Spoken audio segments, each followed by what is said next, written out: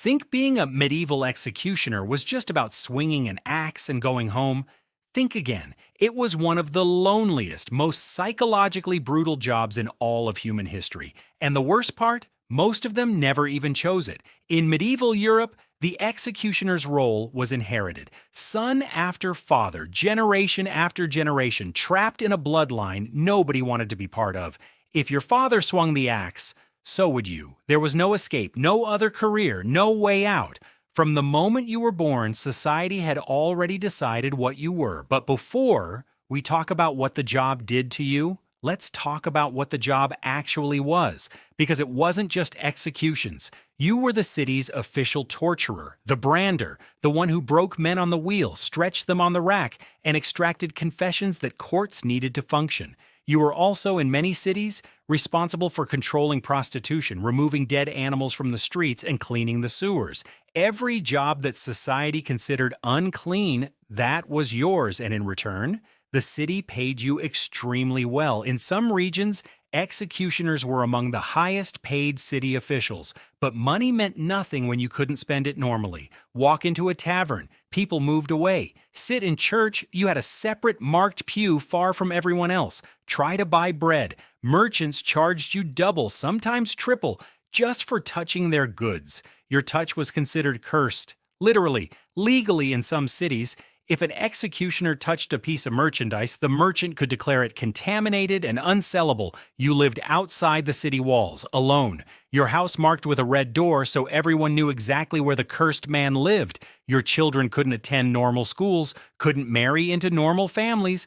The curse passed down with the bloodline, and yet the city could not exist without you. Medieval law was built on punishment, public punishment, visible, brutal, unforgettable punishment, and someone had to deliver it perfectly because here's something nobody tells you. A bad execution was catastrophic. If you botched a beheading, as if it took 3 swings instead of 1, if the condemned screamed too long, the crowd rioted, they attacked you, they threw things. In some recorded cases, they tore the executioner apart themselves. So you studied, you practiced, you learned anatomy with a precision that rivaled surgeons. You knew exactly where to strike, how to position the neck, how to read the body in front of you to deliver a clean, single blow. Perfection wasn't pride. Perfection was survival. Some executioners became so skilled they became famous. People collected their signatures. Noblemen invited them to dinner, privately, secretly,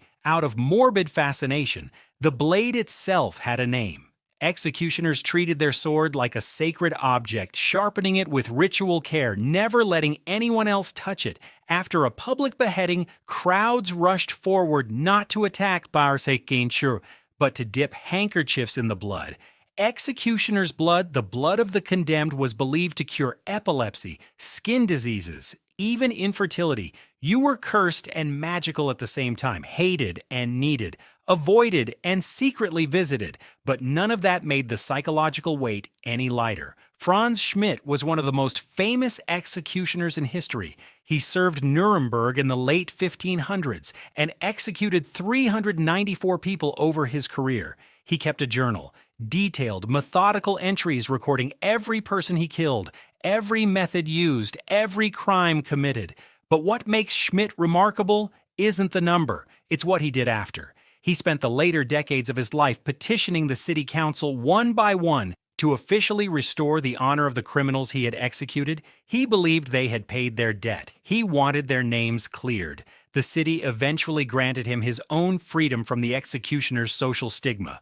One of the only men in history to escape the bloodline curse while still alive. Most weren't so lucky. Medieval Germany had executioner dynasties that lasted over 300 years, the same family names appearing in city records decade after decade, generation after generation. And when they finally died, no funeral, no priest, buried outside holy ground in unmarked earth as if they had never existed. The city they served for generations pretended they were never part of it. There's something deeply uncomfortable about that because the executioner didn't create death. He didn't create punishment or torture or public executions. Society created all of that. Kings created it. Churches endorsed it. Citizens demanded it.